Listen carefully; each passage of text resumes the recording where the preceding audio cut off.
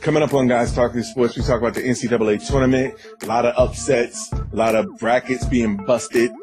So we're going to get into more of that. We're also going to talk about the NFL, the free agency, the Jets making the trade to move up to number 3, how that's going to affect the NFL draft. And we're also going to talk a little bit about LeBron James and the quote-unquote media talking about his case for the MVP run. So we're going to talk a little bit more about that. My co-hosts, Adrian Catwell and Earl Ross, join me, Al Qualls, on Guys Talking Sports, which is right now.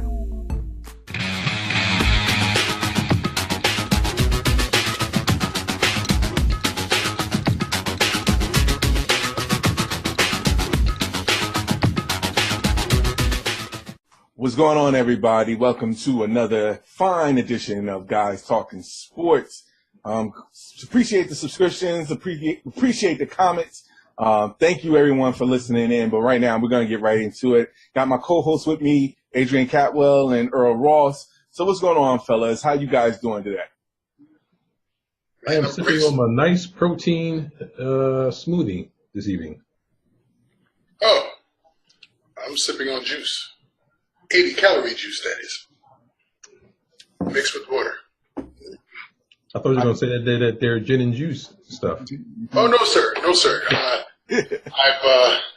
I've taken a hiatus from the creature. It's been a nice hiatus, but the mind is so much freer once the creature has left the body. Well, I've taken a break from the sauce myself there as well. Yes, sir. Yes, sir. I haven't, except for a glass of wine I've had on my birthday. I can honestly say it's almost been about 3 months now that I've not touched anything. Oh, dilly. Dilly. And I'm not looking forward to the snow, but I guess wake up in the morning and see what's going on. Yeah. You see how everything just flows so freely now? You know, I think this podcast is really reflecting on what you guys are doing, because y'all become so freely and so positive with everything that's going on in the world of sports. It's reflecting in your life. Taking time away from the creatures and everything. See, this is a great time to discuss what's going on with our NCAA brackets. Unfortunately, none of us is really doing good at this point. A lot of upsets, you could say, to say the least. A lot of number 1 teams that was ranked number 1 in the tournament falling by the wayside. So let's get right into it, fellas. Let's talk about what happened in the NCAA tournament. Who wants to go first? Well, I do recall Mr. Ross, or I'm sorry, Smooth, or I'm sorry, Earl. He politely sent me a message Thursday night talking about, Arizona just got knocked out. I was like, yeah, my bracket is kind of screwed. And then I was so fortunate to have to send my rebuttal back to him the following night once UVA got knocked out by UMBC. The incredible 16 versus 1, David versus Goliath, the whole 9 yards. I will say that being that I'm in the Baltimore area, it's given a nice vibe to the city. They've really taken UMBC to heart, embraced them. I mean, they're nationally loved at the moment, but just from a local standpoint, how the Baltimore and surrounding areas have really embraced UMBC and really lived vicariously through them with this historic win that they pulled off Friday night. So it's been cool to see. So much so that the AD from UMBC is trying to secure to lock the coach in for extend his contract, because a win like this, considering that they said the team a couple of years ago, the past couple of years, only won a handful of games. They haven't been really good. And it's taken a team that's been not really good to the heights that he's taken them. And from what I heard, he was very confident going into the game versus UVA, saying that he believed matched up well with UVA, and they thought that they could go in there and win that game based on the style of play that UVA plays with. And, you know, they took it to heart, and they went out there and just destroyed, just blew them out the water. So I thought that was great. You know, this is what March Madness is all about. So I know we could talk about UMBC all day, but I'm assuming you guys might have some other surprises of the tournament that you might want to speak on as well. Well, for me, I think overall, I mean, the upsets, you know, this is what March Madness is about. That first weekend, I think, you know, I said it last week, is usually, for the most part, the most exciting weekend because, I mean, a lot of these teams you haven't played before. They're in different conferences. A lot of these teams that are coming in that are these lower seeds have, you know, on a 6, 7, 8 game win streak, had to win their conference titles just to get into the Big Ten. So, I mean, you're coming against some of these teams that are like higher seeds that didn't win a conference. It was maybe kind of like coasting along. So, I mean, I think this is also a combination of all the one and dones. I mean, your top tier, quote unquote, blue blood teams, you know, most of their good players don't stay past 1 year or two. You know, most of them are, you know, going after the first year to the NBA. So where you're getting like a, you know, Virginia or a Kentucky when they had their, you know, freshman class, you know, a couple of years ago. But a lot of these blue blood teams that have like, you know, freshmen and sophomores that aren't ready and are prepared for this game, you get these mid-majors that have people that aren't going to the NBA and they're like, you know, sophomores and juniors and seniors. When it gets down to the crunch time, you know, people tense up, you get to that free throw line, you start getting sweaty palms and you start breaking. And a lot of these games were decided because down the stretch, people couldn't make them plays. And, you know, UVA, the first, you know, overall 1 seed to go up by a 16 seed. I mean, that's pretty remarkable. So, to me, I mean, it's a crazy March Madness. I don't know if the next, you know, this weekend is going to be as crazy. I think a lot of teams are seeing some film already on the other teams. So it might be a little more evenly matched, but that first weekend, man, anything goes. This is the first year where I think it was upsets all across the board. I mean, my bracket is toast. I mean, Arizona going out was kind of rough, but once UVA and UNC took their L's, that pretty much killed me for a majority of the bracket. The only person that got hanging on by a thread is Villanova in Kansas. Man, Michigan State losing. Michigan State, you got like Loyola. You got Nevada out there putting in work. I guess what really shocked me was Syracuse. Beating Michigan State. Having to do right, but bigger than that, didn't Syracuse have to do a playing game or no? Yeah, I think so. Yeah, so they had to do the playing game to get in, and then still knock off Michigan State and who else? TCU. I didn't even have them go past TCU because just the way they played all year in the Big 12. But Syracuse is unleashing some sort of nasty defense to some of these teams. But you know what? It's Jim Boeheim in that 2-3 zone that teams are prepared for, and they just don't know how to play against it. So it's just been a crazy. Like, Gonzaga is looking real nice right now because they got to play Florida State in the Sweet 16. And I'm not saying that Florida State is a slouch. I'm just saying I would have never thought that Gonzaga would be playing a 9 seed when they really should be playing Xavier right now. And if they were playing Xavier, who would you be picking, Xavier or Gonzaga? You know,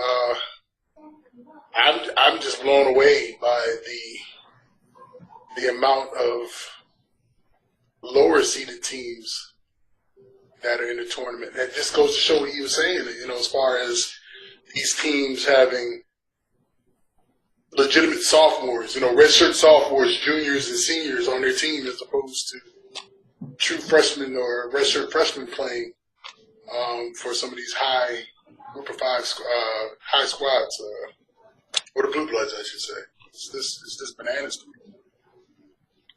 Well, me personally, I'm loving it. I mean, even because this is exactly kind of the thing that I kind of like about the NCAA tournament, because it's starting to become more balanced. And like number one teams, to be honest, are not playing like the number one team. It almost kind of figures like, why rank these teams when it's so well balanced now. There's no really true powerhouse that's available now. Because who could say I forgot who's the last remaining number one, who's to say that they won't get beat for the Elite Eight? It could be a year where no number one team has made it past the Elite Eight. So this is the balance that I'm looking for, because it's so unpredictable. I never expected it to be this year per se, but it's good because now it adds more excitement to the NCAA tournament, because now not only powerhouses are losing, the more mid-major or the middle bracket teams, they're on a come up where, people are going to start to look at them, and maybe high schoolers is going to start to look at their colleges as well as maybe be added on as a recruitment factor. So I think overall this will work out. The NCAA is going to gel off of this no matter what. But I never really expected so many top teams to lose at this stage, and the way that they're losing is such it's incredible. Yeah, I think this is. I agree. I think it's all going to work itself out. I think that right now, the first weekend, the NCAA probably couldn't have asked for anything better. I mean, the scandals are not even being talked about right now, which means they're going to be talked about after the championship game. But all the upsets, these mid-major teams, David beating Goliath, I think the first weekend, I think it was a win-win for them. Now I think they need to have those marketable teams. They need to have like the Villanova or somebody to be able to market for that championship game, or at least market into the Final Four. And right now, you got Villanova and Kansas, on the lower brackets, and what do you have in the upper brackets now? Michigan is still in there. Duke is still in there. Gonzaga, Kentucky. Purdue, yeah. Purdue. So I think there's still some marketable teams that I think would like to see in the Final Four so they can market it better. But I think this is going to be how it is, as long as you have the top blue chippers that go to these top schools that are one and dones.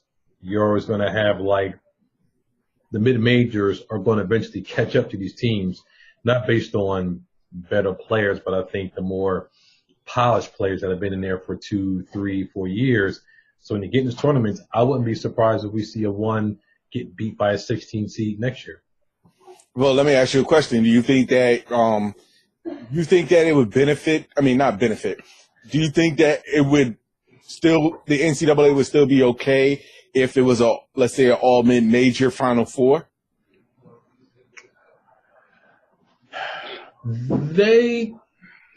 1 year.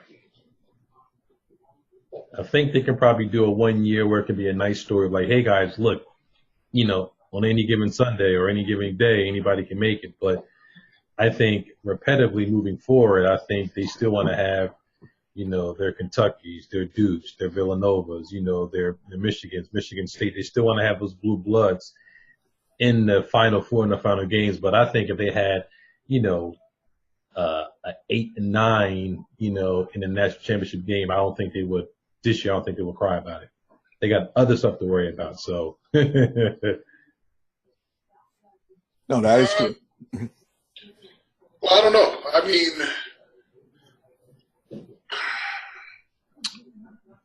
It's possible, because if the NBA decides that they're going to allow kids or determine what kids are eligible for the draft, I truly believe that the NBA should just develop a true farm system. Have your G League, and then have it where maybe it's a 3-tier system before you reach the NBA, like a true minor league, a better than the minor league, the G League, and then you make it to the NBA, and have all the teams have their, there's all 30 NBA teams, I guess there's 30, have their own affiliates, just like baseball, and then transfer them up accordingly. Now, mind you, depending on where you are, will be based on your pay, but then make the high school athlete really have to make that hard decision about what they want to do. Do you want to risk your collegiate eligibility to take your chances and get into the NBA? And if you don't get drafted, then you get sent down to one of those minor league squads? Or do you go to college and then you sit there and you got to play 3 years?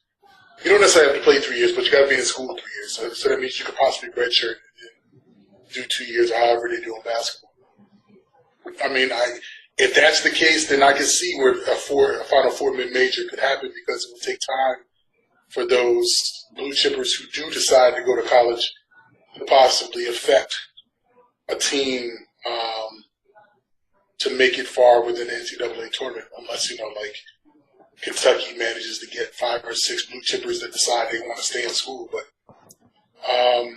it's possible, and it is possible, considering it will take time for those kids to mature and become better players over years, where the mid-major squads have already had those kids on their team, and they're developing them because they know they're going to be there 3, 4, 5 years.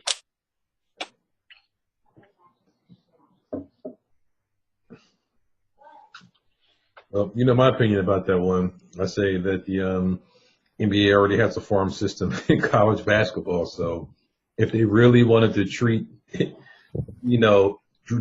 like a true farm system, then we've had discussion before. Tell the kids they got to stay minimum 2 years. I say 3 personally. I mean, if you're going to do it like college football. College football letting nobody in outside of 3 years. Mm-hmm. And they seem to be working just fine. So I agree. So if they really wanted to do something, really keep it as is a farm system, they should do that. But I don't know. It's so many ways you can go with that. But to me, I think as long as the one and done policy is in place, and you have a lot of one and dones going to different schools instead of all being congregated at one school, like how you had Kentucky that one year that had basically their entire starting 5 go to the draft.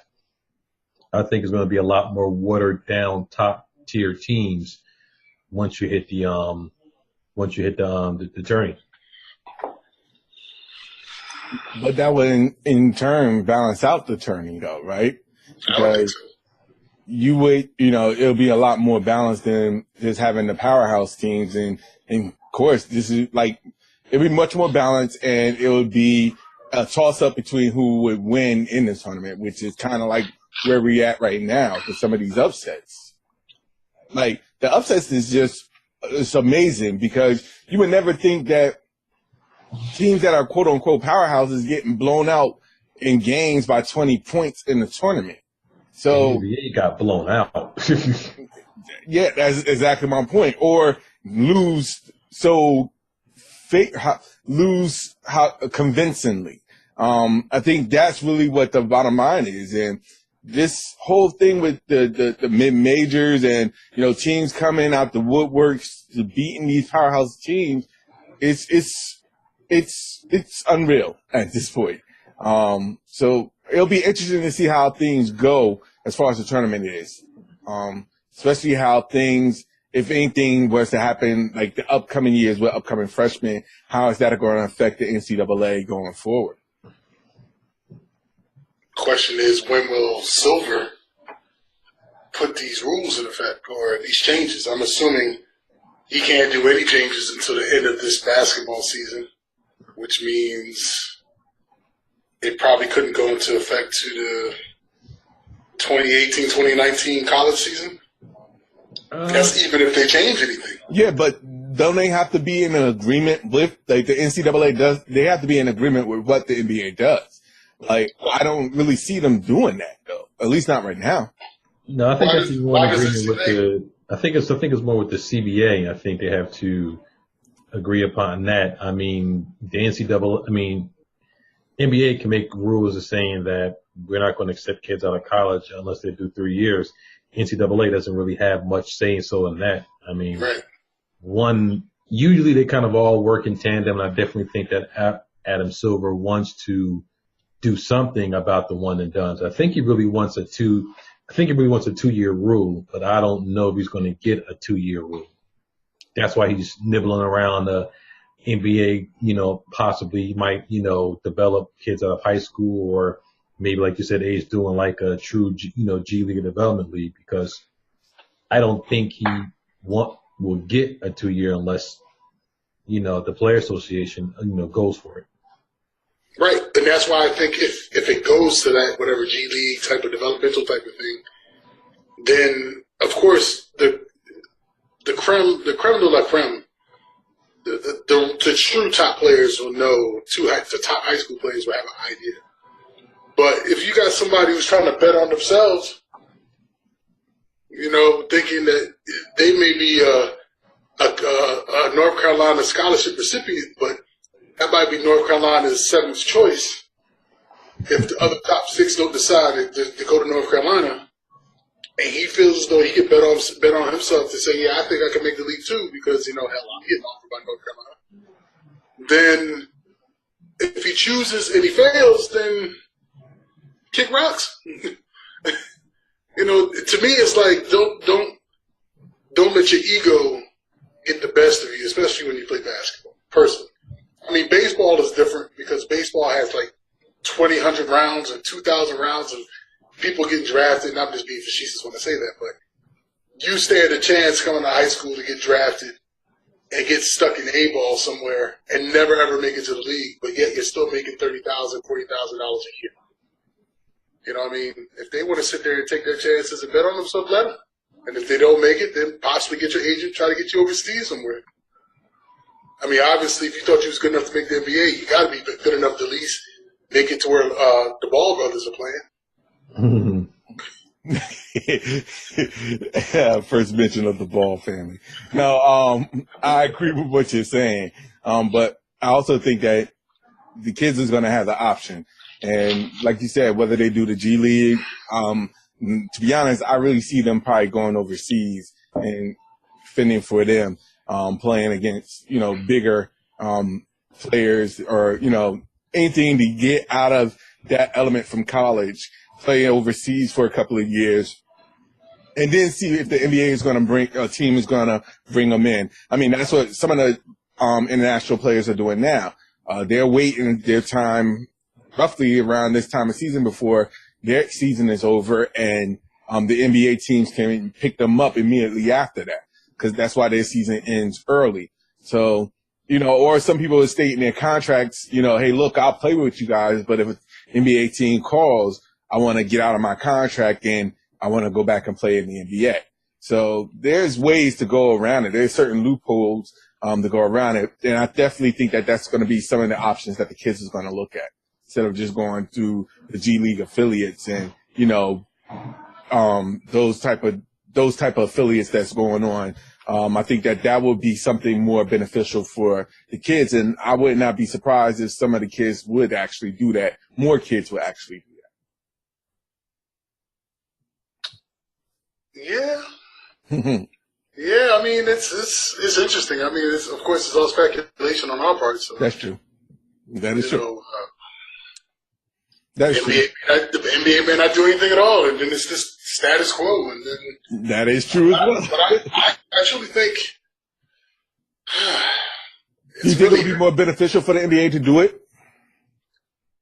They got to do something, because it's obvious it's hurting the college game. It's not hurting UVA. Let's keep it real. I don't see instance with UMBC beating UVA. I personally don't know if there were any one and done type of kids there. Okay. But they sustained some accountability. Like, from my understanding, there are coaches out there that have decent programs that are outside of the schools that get the one and done type of players that won't go after those type of players because they don't want the baggage that comes along with them. Of course, yeah. meaning the agents, all this type of stuff, and all the stuff, the scandal that's rocking college basketball now. There's just some schools just won't, some coaches won't go after that. So I really have to believe that this whole scandal has to open up the eyes and document some sort of change somewhere, because if they don't do it, the FBI is going to kind of clean it up a little bit. It'll quiet down for a little while. They'll come up with a better scheme, and they'll be back to business at hand. No, I agree with you on that. I definitely agree with you on that. But we'll see how things progress going for when we talk about more about this, seeing what the NBA is going to do, what the NCAA is going to do, and most importantly, what the kids is going to do going forward. Hopefully they could do something to bridge the gap and make it a little bit more interesting for not just high schoolers, but for college kids as well, and just work on this under the same quote-unquote umbrella, so to speak. But for right now, we're going to dive a little bit away from the NCAA, because we could talk about that for the next coming week. We're going to move a little bit forward to the NFL, the free agency of the NFL. I know there's a couple of news going on right now. I know the Jets moved up in the draft to the number 3 slot now. So what do you guys think of the free agency and the NFL draft that's upcoming? Anything that you might want to add or talk about? Well, for me, I guess the Jets are the ones that made the most interesting move, moving up from spot 6 to 3. Trading with the Colts. I personally thought they might have given up a little bit too much, but I mean, obviously they want a QB, so I think this going to force Cleveland to take a QB, because I think they might have been a little bit iffy about whether to take a QB first, because the Giants haven't said yay or nay whether or not they're going to take a QB. They could go. It sounded like they want to take a guard. The guard out of guard out of Notre Dame, I think he is, with the second pick, or Chubb, the defensive end. Mm-hmm. So the Giants, and they could be just blowing a lot of smoke of everybody's behind. So, but they haven't said definitively whether or not they're going to take a QB. We know the Colts was going to take a QB with Andrew Luck in the first round. So, I mean, the Browns had the best of both worlds. They could take Barkley if they wanted him, and then wait to number 4 and get the QB that they want. Or they could have took, a QB that they want and still got somebody. So they had a lot of options. I think now the Jets up there taking a QB is definitely going to force Cleveland to take a QB with the first pick. So like I said, it's the Jets. I mean, was like 2 second rounds this year, a second round next year. I mean, it's not a guarantee that he wouldn't have ended up with a QB that they wanted, because I mean, the Broncos weren't picking one, and I think the Colts weren't picking one. The Giants might not have picked one, so he might have still gotten away with not having to trade up 3 spots to get it. But I don't know. It seemed like a lot. If it doesn't work, it's going to definitely be a lot of people's heads rolling. But they got to get it right. I think they haven't had a top, first round draft pick since Mark Sanchez, aka Marcy Sanchez. Even though he did take him to 2 AFC championship games, a lot of people give him a lot of credit, but no quarterback before in the sense has really done as much as he did, playoff wise. But that's another story anyway. But I don't know. I think the Giants, they've been talking about they want to shop that pick, so you already know if the Jets gave up 2 first round picks for that. If that's what the Colts got, the Giants are going to want that plus some. So they could trade out number 2 a little bit lower and get a ton of picks to help out, because they need help everywhere. But it's going to make this draft a hella interesting. Yeah, I'm just kind of going through the free agent tracker. A lot of movement. The Jets really,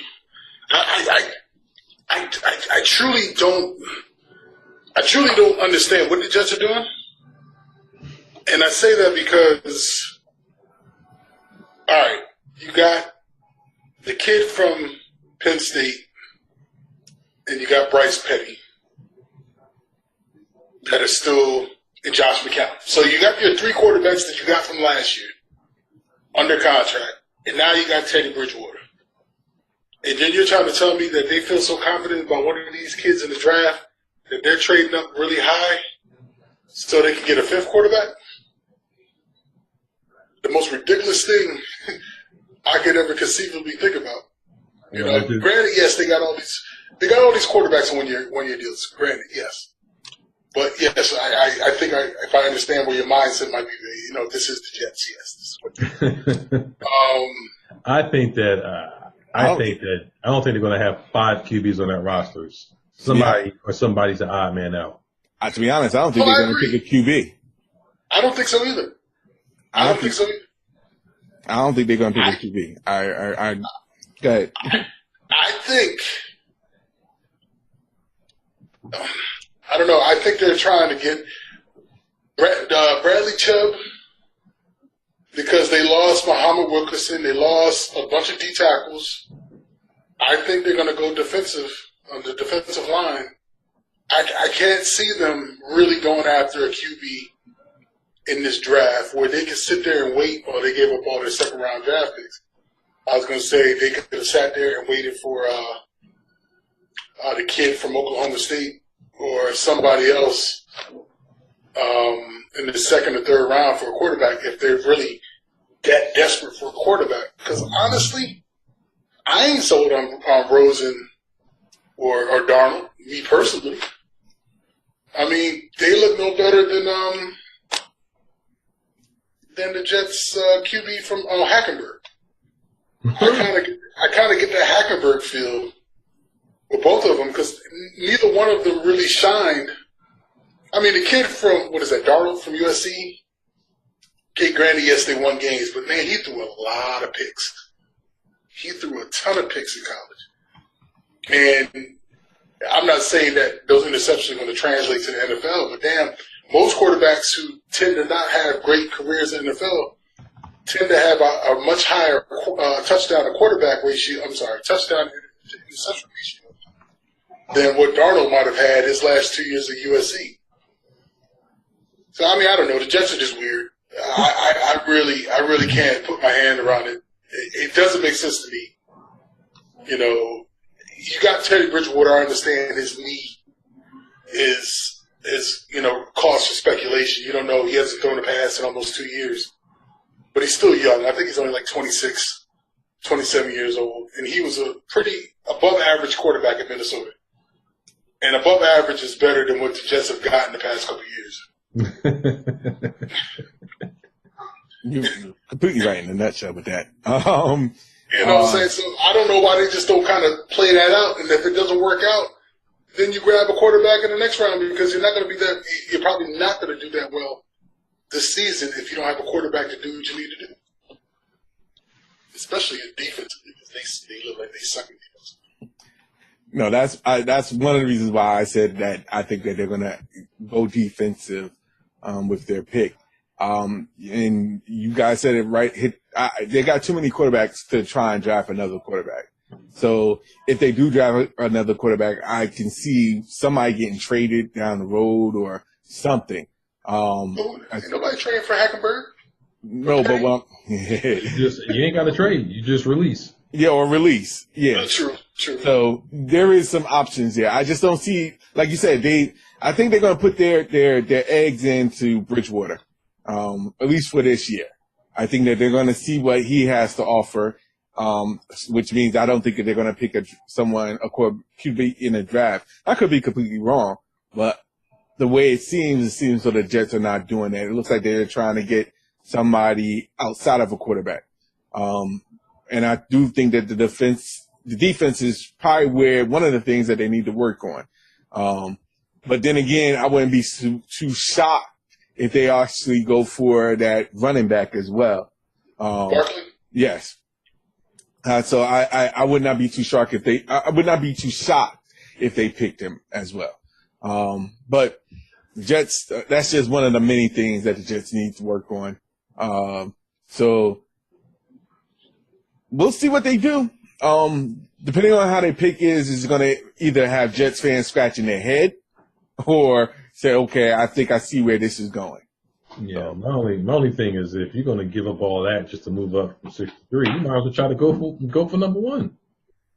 Shit, they would have to give up. They probably have to give up the cheerleaders, concessions, parking permits, half of the royalties.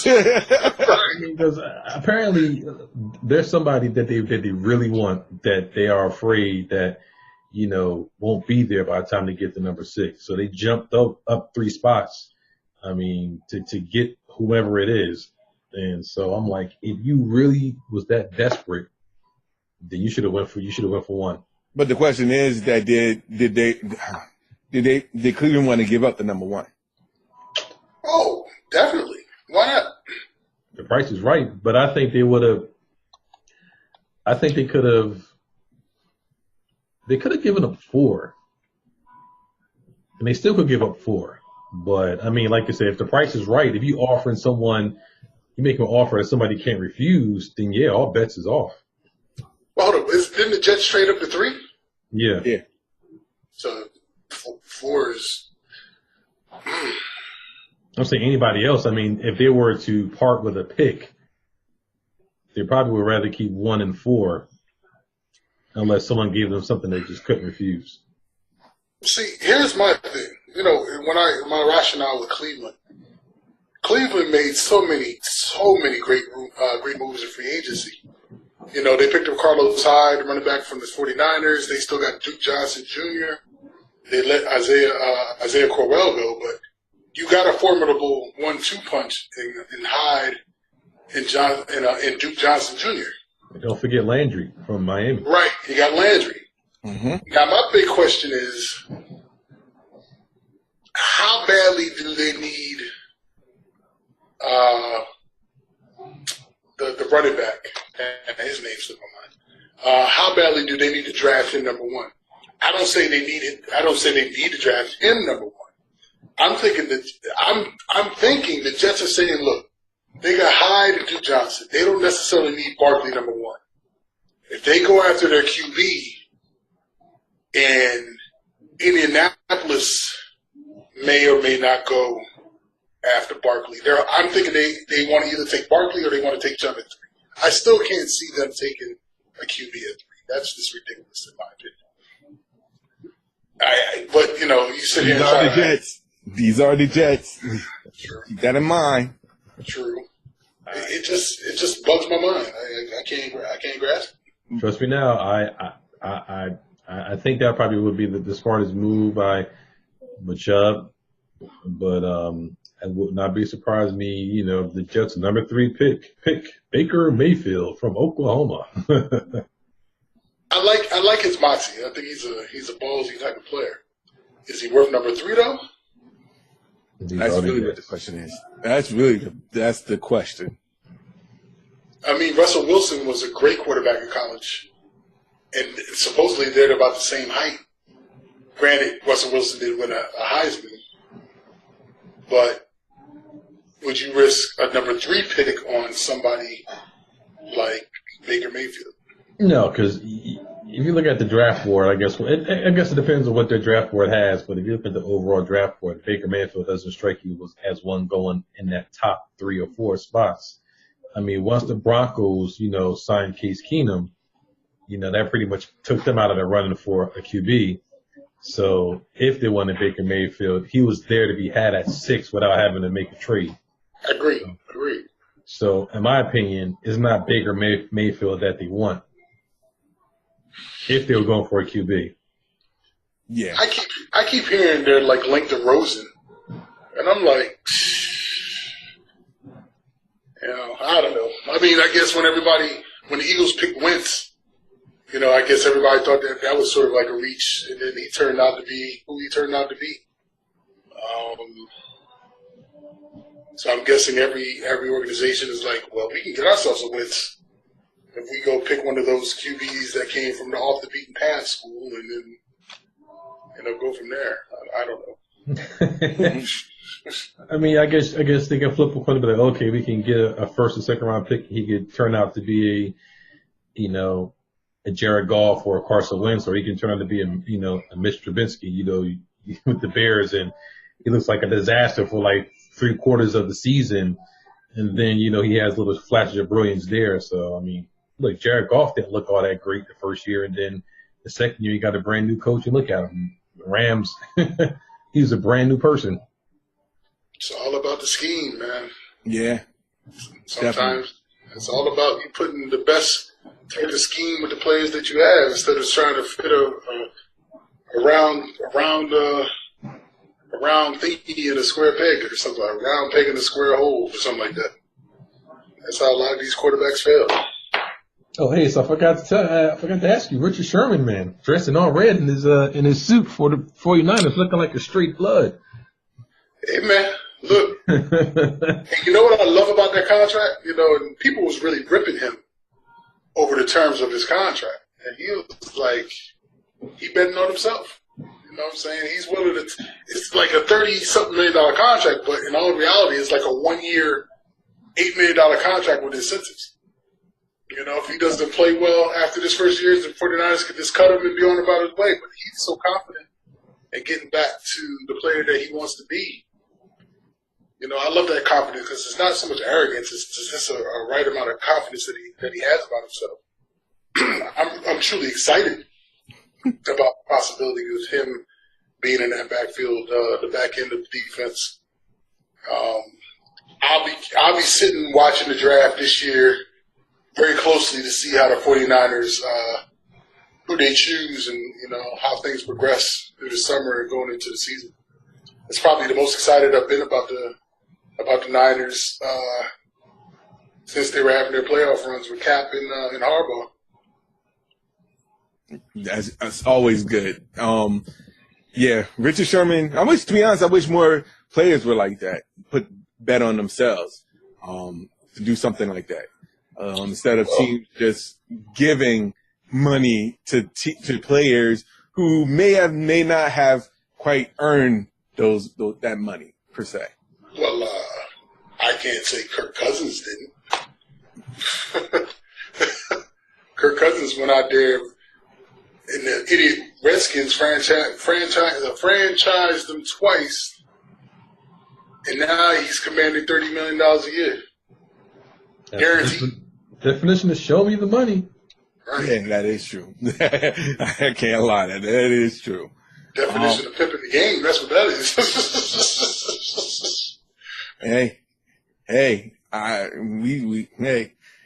more power to him. That's all I can say. But before we get out of here, real quick, just want to get your guys' take on a little bit of NBA news. Of course, this whole situation with LeBron James now, doing right, averaged a triple-double the last game, pretty much doing everything at this point that media right now is quote-unquote having him make a strong case for MVP, saying that he's making a push towards the MVP. So I know we talked a little bit about this off air, but let me ask you guys your takes on it a little bit on air. So I'll start with you, Smooth.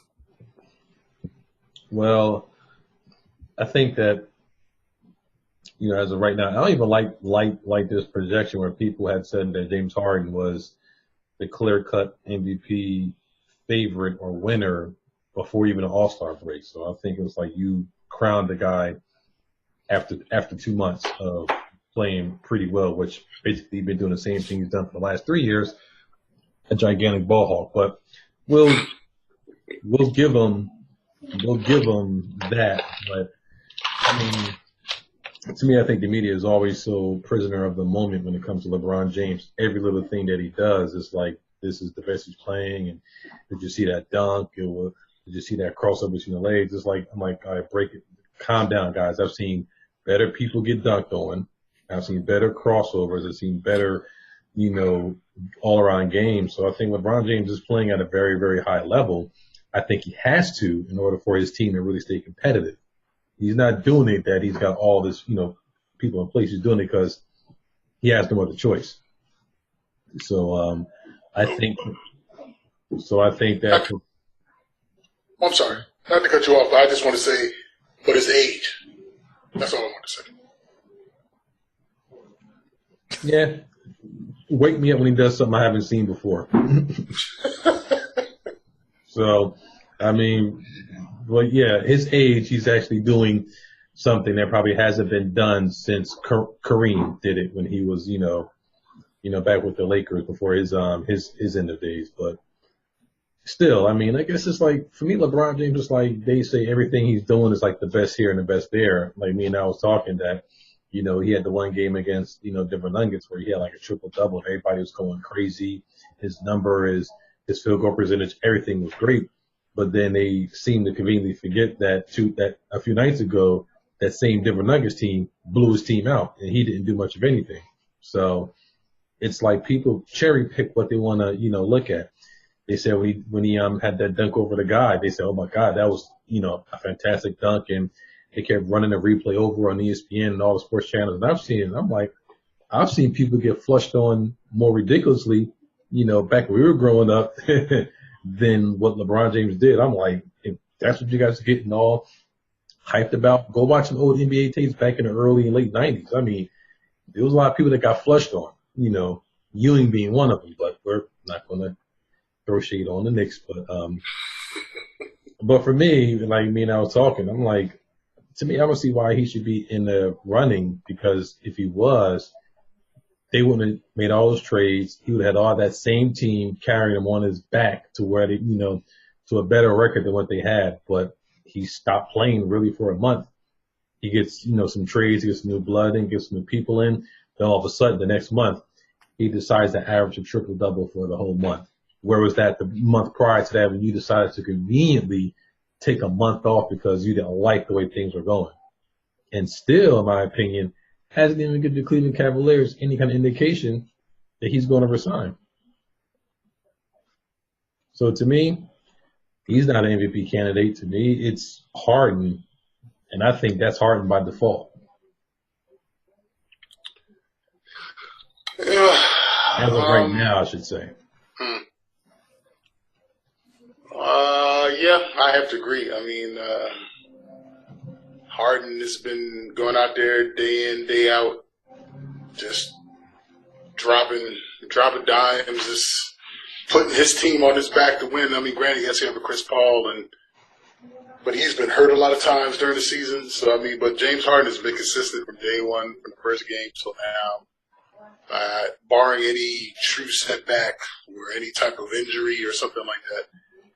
I see him running away with MVP. I think LeBron is now getting himself tuned up, getting ready for the playoffs. Kevin Love is back, so I'm thinking he's going to get Love back into where he needs to be, find a rhythm of getting that team back into some playoff contention type of thing, and then they're going to just try to make a run and just try to, sneak everybody if they can throughout the playoffs and try to make it back to the finals. But from an overall standpoint, it's Harden all the way. I think LeBron is probably like second or third in the running. I don't even think he's a runner-up. Real quick, I'm just going to say this. I agree with what Earl said, number one.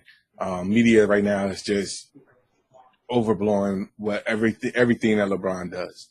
And I agree with you wholeheartedly. Like, this stuff should have been done he's been inconsistent to win MVP. That's really what the bottom line is. He's been too inconsistent. It feels as though that he literally does have a on-off switch where when he feels the need to turn it on, he'll turn it on.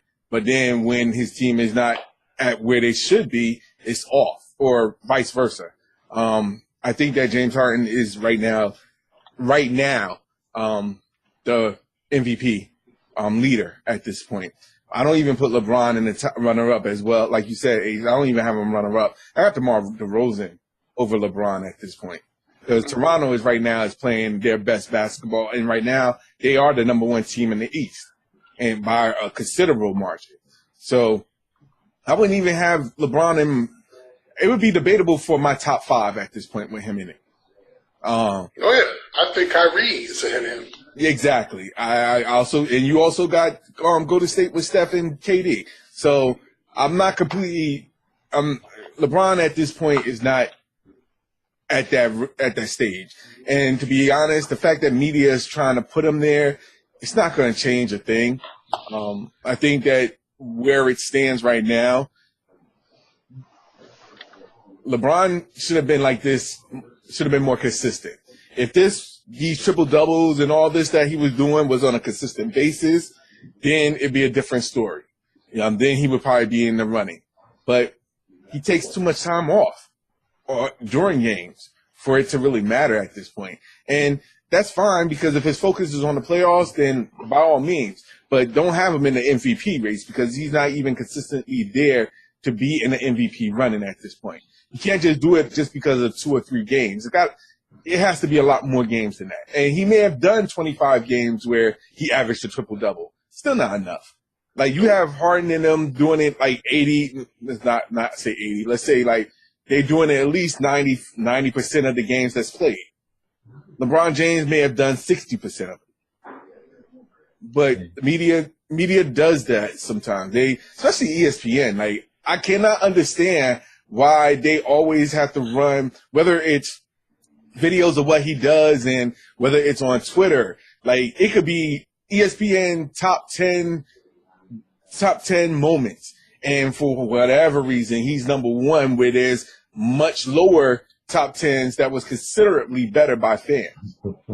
So my point is that at this point, LeBron James doesn't need to be mentioned in an MVP running. If you want to mention him as far as taking his team to the playoffs, that's fine. But it's way too late for MVP.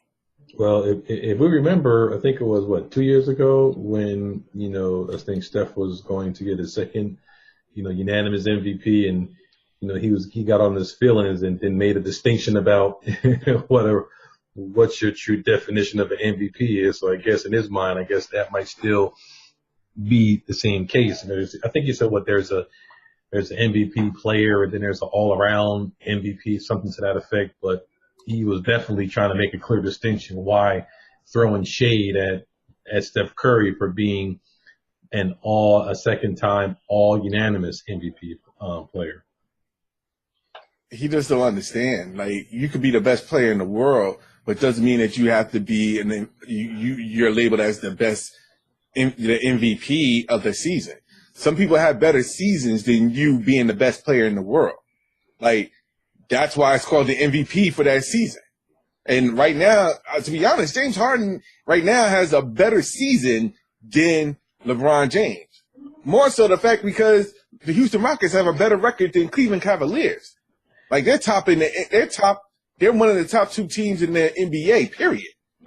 And I'll even argue that James Harden, statistically, his numbers from last year and this year, from what he's done, is by pretty much the same. I mean, he has not done anything differently last year to this year. The only reason, in my opinion, why he lost last year to Westbrook, because Westbrook had, average a triple-double throughout the whole year. You take out those triple-doubles, I mean, it would have been Harden from start to finish. And I think they probably wanted. I'm surprised they just did do a co-MVP, but they had to give it to Russell Westbrook because he averaged a triple-double. If he didn't, it would have been a co-MVP. So I think this year, this is going to be the NBA's way of saying, okay, here you go. Yeah, no, I agree with you on that. But that was, just hearing about the media portraying like LeBron James is in the running of the MVP in a nutshell, just stop it. It's not even. He's too late for that right now. I even think that Anthony Davis should get a little bit of a consideration, being what he's doing down there after Boogie Cousins got hurt. What he was doing before Boogie Cousins got there, what he's doing now after he got hurt, is not playing. Yeah, no, I agree with you. I got to look at the records between New Orleans and Cleveland. But I think Cleveland might be a little bit better, but I think, in my opinion, about what he's doing for that team, statistics wise, I think he's definitely put that team on his back and is carrying it. I